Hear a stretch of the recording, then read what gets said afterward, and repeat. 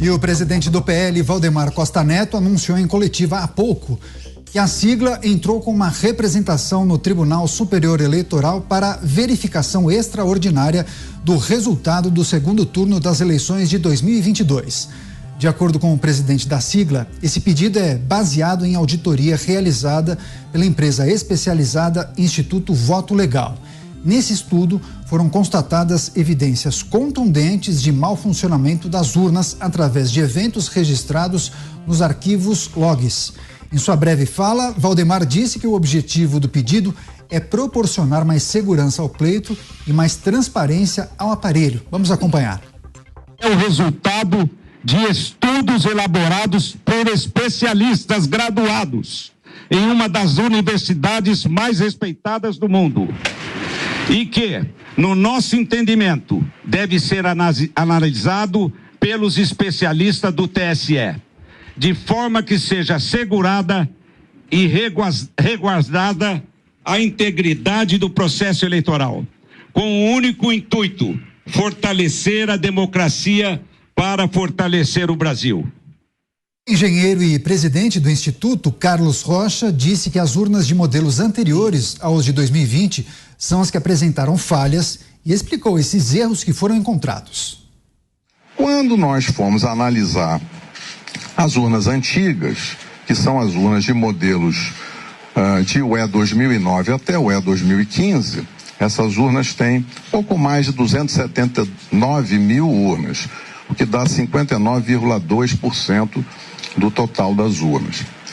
Nessas urnas, infelizmente, encontramos esse número inválido na quarta coluna do log.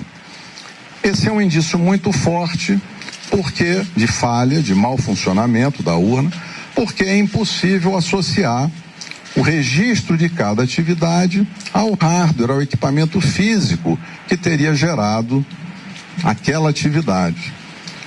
Isso, evidentemente, tornou um problema, porque é muito desagradável ter esse indício de mau funcionamento, porque gera incerteza agora nos dados que são gerados por essas urnas. Ele denunciou também uma possível violação do sigilo de voto. Surgiu uma outra ocorrência, que também é uma ocorrência importante, porque descobriu-se que existem urnas que travaram, assim como o nosso celular trava, assim como o computador trava, e quando acontece isso, a gente precisa muitas vezes desligar e ligar de novo. Isso aconteceu com urnas eletrônicas. Então, urnas travaram e foram desligadas no meio do período da votação, na chave, possivelmente o mesário fez esse desligamento, e foram religadas para que a urna voltasse a funcionar. Isso não seria um problema se não tivesse ocorrido uma violação do sigilo do ato de votar. Porque o que acontece é que, na hora que a urna trava, em diversos momentos isso aconteceu durante a votação de um eleitor, quando esse erro ocorre, a urna trava e aí registra no log uma linha de atividade com a mensagem de erro, mas que expõe os dados pessoais de eleitores de duas formas: seja no nome completo do eleitor, em algumas ocasiões, em torno de 200 ocorrências, seja expondo o número do título de eleitor daquele eleitor que estava votando no momento em que a urna travou. Ora, esse ponto é um ponto muito sensível, porque o sigilo da votação e o sigilo do ato de votar é um direito constitucional. E ainda durante essa apresentação, o advogado Marcelo Bessa falou das razões jurídicas do pedido. Segundo foi apurado pela nossa área técnica contratada, essas inconsistências não permitem atestar o resultado ou que aquelas urnas efetivamente registraram o resultado eleitoral ou o voto à vontade do eleitor. Isso não quer dizer que ocorreu uma fraude, mas é uma possibilidade de fragilidade que leva aqui, não se tem a certeza, segundo foi apurado pela nossa área técnica, de que aquelas urnas tenham credibilidade o suficiente para atestarem aquela votação. Por fim, Bessa citou outro trecho do relatório e disse que o resultado do pleito seria outro se fossem consideradas apenas as urnas modelo 2020, que seriam as únicas auditáveis e fiscalizáveis. Acompanhe. Nesses erros que são recorrentes nessas urnas de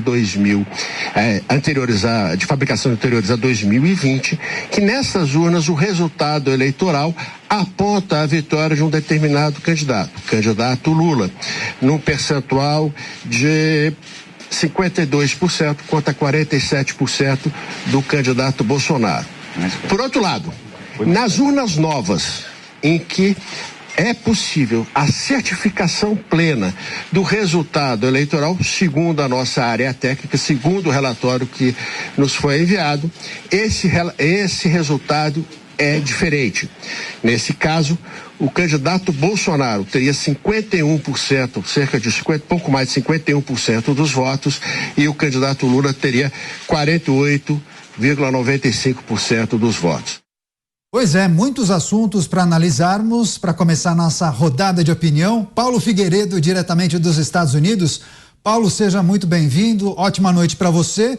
Para começar, o que achou dessa apresentação, das inconsistências que foram levantadas pelo PL, também pelo Instituto Voto Legal, e também quais são as perspectivas a partir de agora? Daniel, boa tarde aos que estão em casa, boa tarde aos meus colegas de bancada. Eu queria começar rapidamente fazendo só uma parte aqui. Ontem nós tivemos no nosso programa uma discussão, um debate entre mim e o Zé Maria a respeito do processo eleitoral brasileiro. E eu acho que a internet, né, muitas vezes de forma injusta, reage de forma injusta, atacou o meu colega Zé Maria de forma injusta. Eu quero dizer aqui, diante de todos, que eu tenho uma enorme admiração e apreço pelo Zé Maria. Não tem um programa que eu faça de Os Pingos nos Is sem que eu aprenda algo com o Zé Maria. Ele é uma das pessoas, para mim, referência, tanto como profissional jornalístico, mas uma referência, sabe muito de Brasília, sabe muito de história, então tenho um enorme respeito. Queria deixar um abraço aqui grande para o Zé Maria e dizer que eu gosto desse tipo de conversa e achei que foi um debate bom. Achei que esse tipo de conversa, esse tipo de interação é normal e faz muito bem para a sociedade brasileira. A gente precisa mais disso. Então, queria deixar aqui o registro e um abraço aí pro Zé Maria, especial em relação aos demais. E acho que o pessoal da internet tem que ter respeito e carinho pelo enorme profissional que é o Zé Maria Trindade. Se vocês me permitem, agora eu queria fazer rápidos comentários a respeito da apresentação. Daniel, vamos lá. Hoje é o dia que acabou a farsa. Acabou essa história do nosso sistema eleitoral ser motivo de orgulho, ser maravilhoso, o sistema que 3 países no mundo usam, que os Estados Unidos deveriam se espelhar, que o mundo inteiro deveria... Acabou essa porcaria. Isso aí não existe mais, né? Essa palhaçada de TSE batendo no peito, dizendo que o sistema era inviolável, dizendo que era seguro, que o sistema era o único sistema eletrônico do mundo perfeito, né? Motivo de chacota essa afirmação. Mas ela era possível porque os políticos do establishment, né? A velha mídia, podre, por isso está dando traço de audiência, por isso que fica sempre, por isso que a Jovem Pan cresce tanto, porque eles encobrem e dão um ar de legitimidade para um sistema que não só não é maravilhosamente seguro, mas é um lixo. É um lixo. O sistema sobre o qual se apoia toda a democracia brasileira é uma vergonha. Essas pessoas que conduzem o processo eleitoral brasileiro precisam ser responsabilizadas. Vocês são servidores públicos. Vocês têm que ser demitidos. Todos vocês. De presidente do TSE ao cara lá de baixo. Ora, se uma empresa presta um serviço horroroso como que foi prestado, As pessoas são responsabilizadas. Ora, o que é isso? A forma como reagiram, tudo que foi dito hoje no relatório, vocês me desculpem, a gente já sabia há meses, sei lá, um mês pelo menos. Desde a live do argentino, já havia sido apontada essa inconsistência entre o modelo das urnas, essa questão da identidade dos eleitores, isso já havia sido dito antes. Ora, o próprio relatório, as Forças Armadas estão falando desde o início do ano dessa disparidade de segurança entre as urnas e fizeram sugestões que deveriam ter sido acatadas e não foram pelo TSE. Com desculpa técnica, com a desculpa que não dá tempo, com uma desculpa... Essas pessoas precisam ser responsabilizadas. Olha a confusão que esses caras causaram. Todos eles. Todos eles. E o que acontecia quando essas informações eram colocadas na internet? Em vez do órgão que comanda o processo eleitoral brasileiro vir a público ou reconhecer o problema ou desmenti-lo, o que eles faziam? Jogavam para debaixo do tapete e censuravam todos aqueles que falavam a respeito disso. E lá atrás, Daniel, eu disse que quando o ministro Barroso foi fazer lobby no Congresso Nacional contra a aprovação da PEC do voto impresso, eu disse, isso vai dar problema. Por quê? Se o candidato da esquerda, ou quem quer que seja naquele momento, não se tinha certeza que seria o Lula, ganhar, você vai gerar uma enorme desconfiança na sociedade que você não consegue sanar.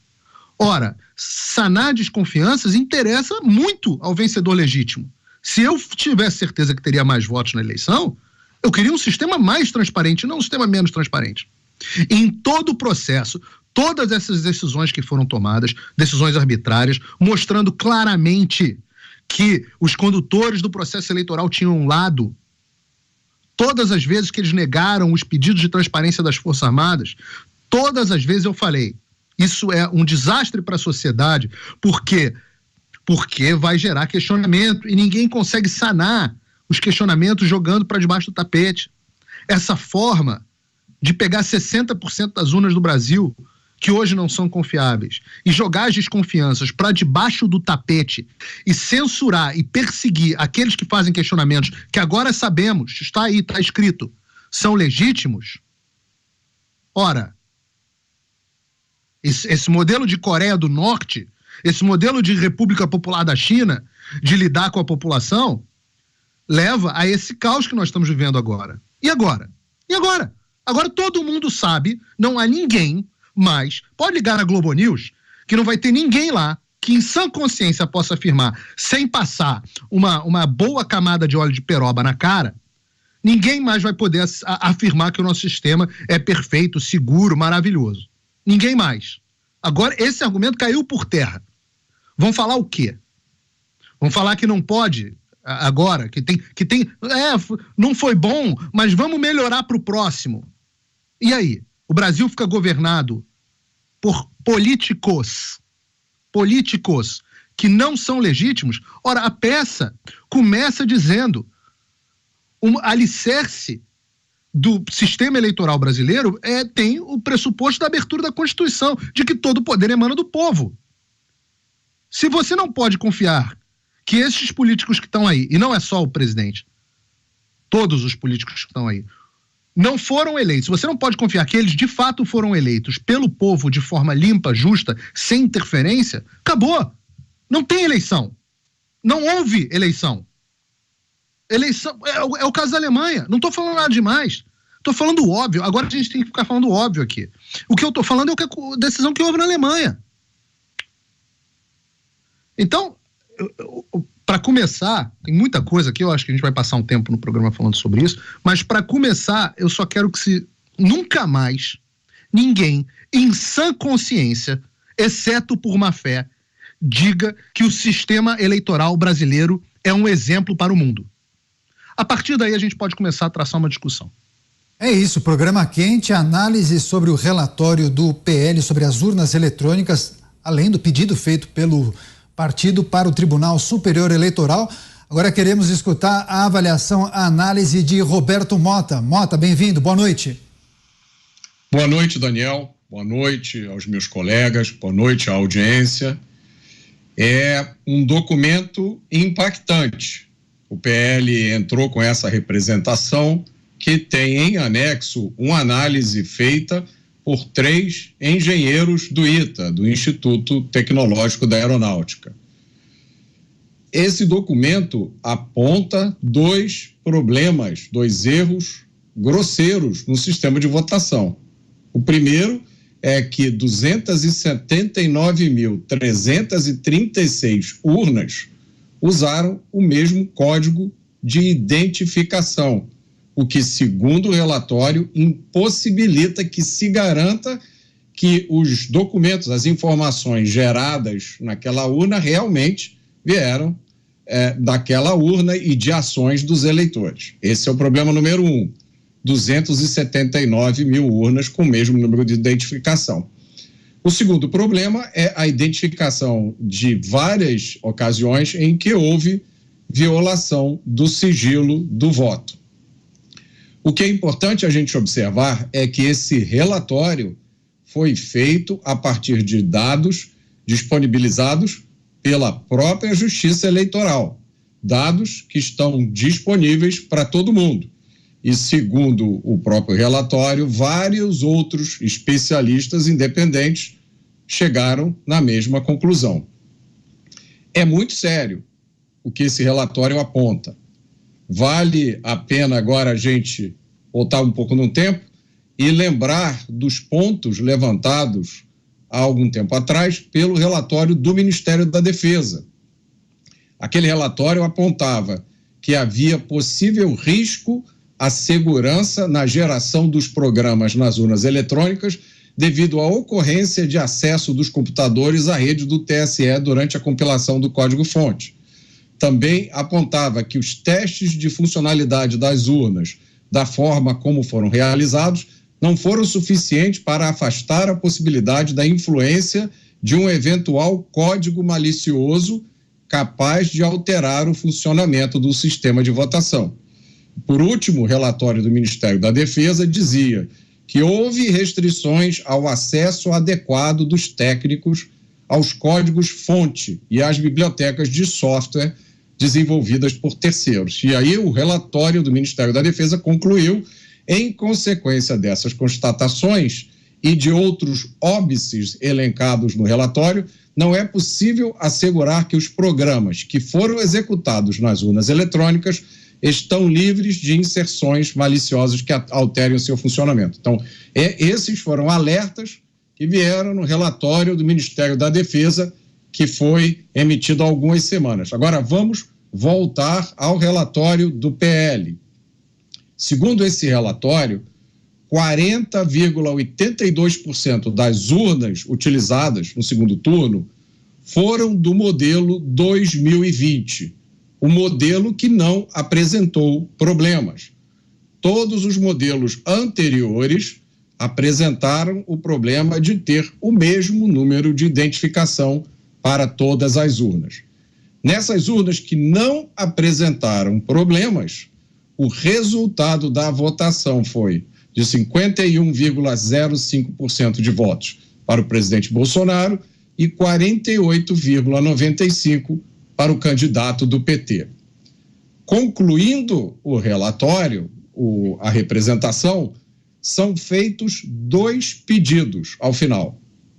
O primeiro é a criação de uma comissão técnica independente de verificação extraordinária, formada por profissionais especializados com notório saber técnico em auditoria de sistemas de informação, através de arquivos de log de sistemas, que não sejam filiados a qualquer partido político e nem sejam servidores ou colaboradores da Justiça Eleitoral, a fim de que se garanta a total transparência dos trabalhos de verificação. Então, o pedido número 1 é a criação de uma comissão.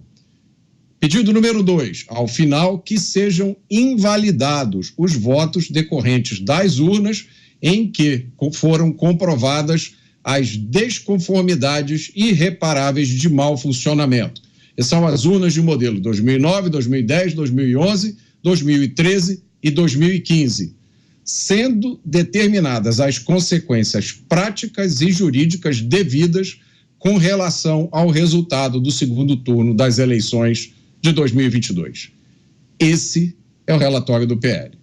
Pois é, eu quero agradecer demais a audiência, muitas pessoas acompanhando o programa Os Pingos nos Is, na TV, na internet, na nossa rede de rádios. Obrigado pela audiência, assunto muito importante, as inconsistências que foram apuradas pelo PL e também pelo Instituto Voto Legal após a realização desse relatório nas urnas eletrônicas.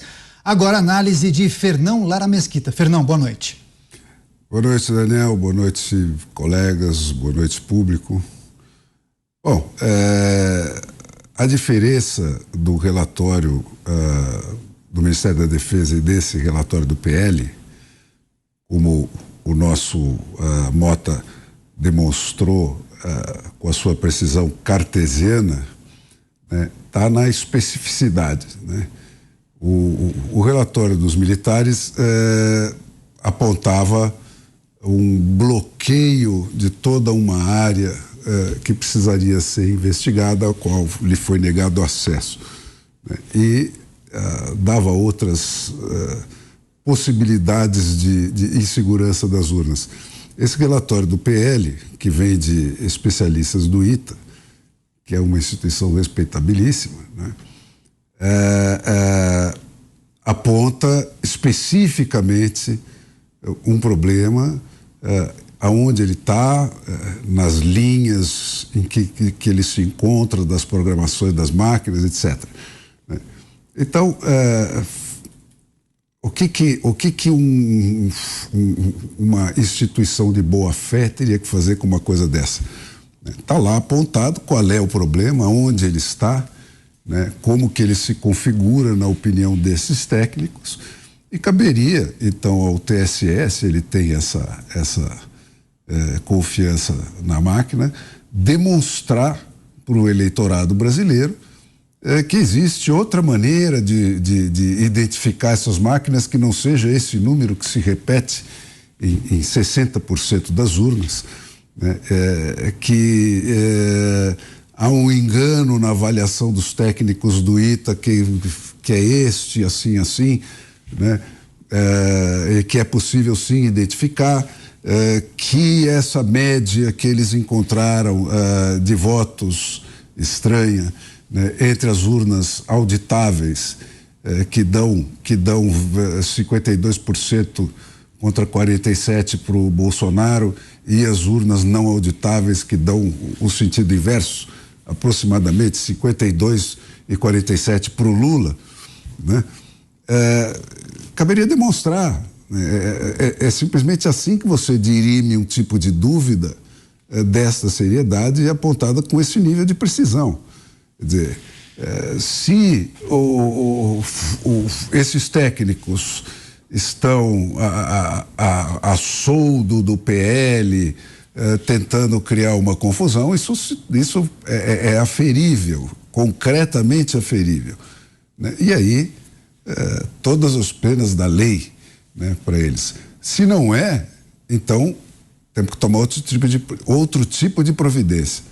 Agora, o que não dá é aquela coisa, né? Puxar de novo o revólver e falar, perdeu o colega, perdeu o mané, né? Não, isso aí não é aceitável. Está perfeitamente identificado o problema, está apontado e identificado, são dois tipos de problema. Com esse detalhe, né? Por que se destacou essa questão da inviolabilidade do voto?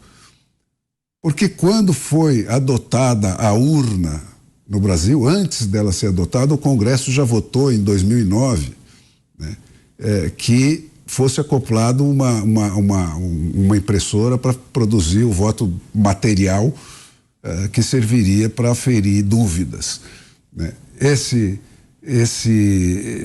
Essa lei do Congresso foi derrubada pelo Supremo Tribunal, né? Depois, em 2015, o Congresso aprovou de novo o acoplamento de uma urna, e a Dilma vetou, né? esse veto foi derrubado pelo Congresso, o que requer uma votação com quórum especial, né? E aí foi dada a desculpa de que não havia dinheiro para se botar, a se acoplar a impressora a tempo para a eleição de 2018. E finalmente, em 2020, né, o Supremo Tribunal declarou a impressora inconstitucional com o argumento, e aqui eu estou falando entre aspas, especificamente foi isso: se uma impressora enguiçasse no momento da votação e o eleitor chamasse o mesário para ligar e desligar a máquina, como eles comprovaram aqui que aconteceu em mais de 200 casos, pelo menos, em mais de 200 máquinas, pelo menos, né, um único voto seria conhecido. O que esse relatório do ITA está demonstrando é que não é um único voto que ficou conhecido nesses desligamentos e resetagem dessas máquinas. É tudo que tinha sido depositado nessa urna até então.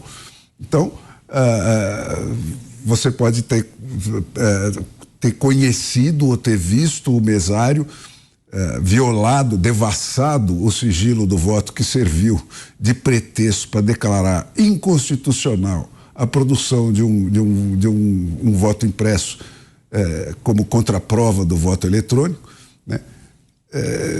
Inconstitucional.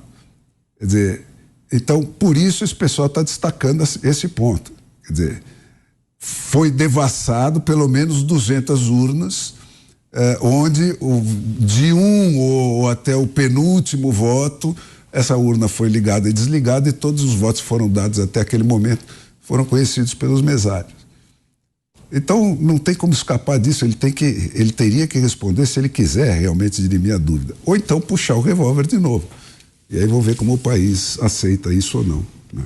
A gente continua tratando desse assunto, não adianta, essa é a notícia do dia, mas tem uma informação adicional importante, porque Alexandre de Moraes, que é o presidente do Tribunal Superior Eleitoral, deu 24 horas para que o PL, o Partido Liberal, trate no seu relatório sobre o mau funcionamento das urnas no segundo turno de informações sobre potenciais falhas dessas mesmas máquinas no primeiro turno das eleições.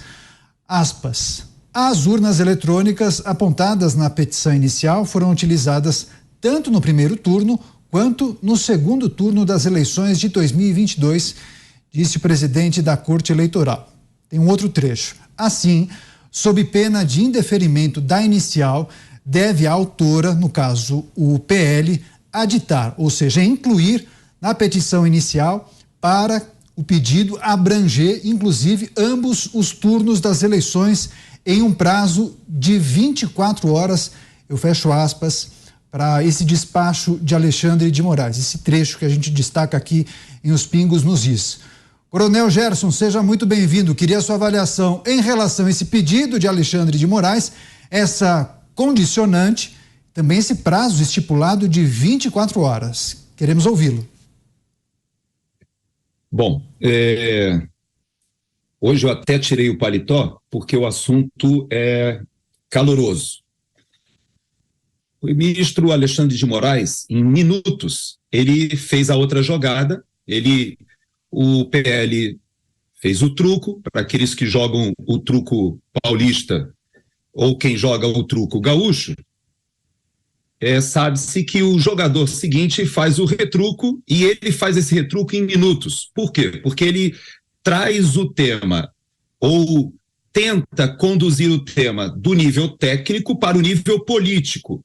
Ou seja, a dizer, bom, se 60% das urnas têm essa vulnerabilidade e as urnas não foram trocadas do primeiro para o segundo turno, então o que eu quero que o PL esclareça é se o que ele está colocando é válido também para o primeiro turno, de modo a acarrear o apoio político, inclusive de eventuais eleitos do próprio Partido Liberal e de todos os partidos, de que seria uma situação quase que insolúvel, ou seja, a única opção seria a anulação dos 2 turnos de eleição. Então, ele faz o seu retruco, ele joga o tema técnico para o tema político. Eu tenho bastante argumentos para trabalhar nessa área também, mas eu prefiro interagir com os demais colegas e principalmente ouvindo o Zé Maria daqui a pouco, e vou voltar para o aspecto técnico. A situação é bem pior do que aquela que foi apresentada pelo PL. Por quê? Tanto o relatório do Ministério da Defesa quanto o relatório do Partido Liberal são relatórios feitos ou tratados por políticos ou pela via política.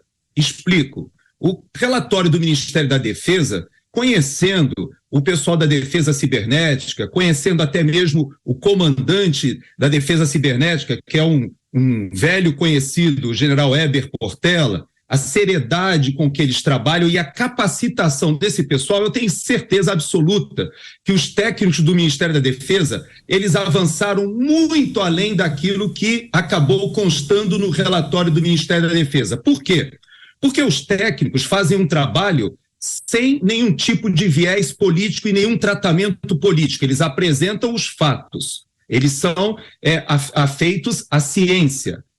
O ministro da Defesa, que circunstancialmente no governo Bolsonaro é um general, mas poderia ser um civil, ele de toda forma ele tem que pegar aquele dado técnico e transformar em algo palatável no campo político. E por isso o relatório do Ministério da Defesa ele foi tão preocupado em não falar em fraude, em não apontar responsabilidades, apenas ele apontou vulnerabilidades e sugeriu, como o Mota muito bem falou, uma solução, qual seja que técnicos se reunissem e pudessem passar a limpo a questão dessas vulnerabilidades, rodando o código-fonte que é feito por programadores nas máquinas com código de máquina binário, que é aquele código que a máquina entende, feita a compilação do código-fonte feito por um humano para o código da máquina que a máquina roda. Bom, essa proposta do Ministério da Defesa, se ela fosse levada adiante, ela iria esbarrar nesse problema que aparece nesse segundo relatório. Mas, por alguma razão, o Ministério da Defesa entendeu de não avançar nesses pontos porque eles acabam incorrendo em áreas que não estavam na competência do Ministério da Defesa, que não foi chamado para auditar, foi chamado para fiscalizar, a despeito da alta capacitação dos seus técnicos. Bom, caminhemos agora para o relatório de hoje. Eu ouso afirmar, e já como o Paulinho Figueiredo já falou, todos nós que frequentamos as redes sociais, a despeito do autoritarismo e da censura imposta pelo senhor Alexandre de Moraes, todos nós já conhecíamos o teor desse relatório e vou além. Nós conhecemos muito mais do que está nesse relatório. Por quê? Porque também esse relatório teve um tratamento político. Ou seja, o PL fez o seguinte: nós vamos colocar o abacaxi no colo do ministro Alexandre de Moraes. Nós detectamos dois aspectos. Um, que as urnas antigas, elas estão todas com a mesma numeração de identificação, e também identificamos que em algumas urnas é possível identificar o eleitor, quebra de sigilo. Duas mais notícias para a nossa audiência, antes de você me cortar, que você me apareceu aqui, Daniel. Eu vou okay. Falar rapidamente. Por favor. Duas mais notícias. Primeira, os técnicos têm capacidade de identificar os votos, não somente desses de quando a máquina desligou e ligou. Nesses modelos antigos já havia sido detectada essa vulnerabilidade em que você consegue olhar, bons analistas conseguem ver o minuto, segundo em que o mesário liberou aquele eleitor para votar e o registro daquele voto e consegue fazer o desembaralhamento sabendo quem votou em quem, se isso for necessário. Haja vista a Venezuela, onde sabe como, Daniel, o Chávez fazia para nomear comandantes somente alinhados, ele sabia em quem cada oficial havia votado, porque o sistema era igual. E como ele fazia? Ninguém é obrigado, nenhum oficial é obrigado a apoiar a Revolução Bolivariana. No entanto, nós somente nomearemos comandantes aqueles que votaram a favor da Revolução Bolivariana, porque ele sabia os votos. Vou além. É muito mais grave, porque a questão das urnas, elas não estão somente maculadas pelo fato de que, por que essas urnas antigas têm a mesma numeração? Isso não foi por acaso, foi para impedir a auditagem, porque se eu quiser agora rodar o código-fonte no código-máquina e perguntar se aquela seção corresponde àquela máquina, agora é impossível. Quem cometeu este erro ou fraude o fez para dificultar a auditagem. Então, se me deixar falando aqui, eu levanto uma série de outros problemas que todos nós que frequentamos as redes sociais conhecemos muito bem. Perfeito, sem perder tempo, imediatamente vamos a Brasília, lá está José Maria Trindade. Zé, conta pra gente, qual é a temperatura por aí no sentido figurado após a divulgação desse relatório e também o que achou desse posicionamento de Alexandre de Moraes, muitos chamando nas redes sociais de contra-ataque. É um contra-ataque, a temperatura subiu, né? Muito boa noite, Daniel, boa noite a todos os colegas aqui de bancada e boa noite a você que nos acompanha aqui nos Pingos nos Is. Olha, Paulo, eu fiquei emocionado com seu posicionamento, mas, meu amigo, é assim mesmo, você também já passou por momentos assim, já foi atacado, todos nós aqui, e eu aceito todas as críticas e entendo que a opinião é assim mesmo, você acaba dividindo. Uma vez, um presidente da Câmara me disse que fez um discurso e saiu de lá vaiado. Aí falaram para ele, olha, parabéns, você ganhou metade do auditório, ou seja, todo posicionamento é assim, divide um lado e outro.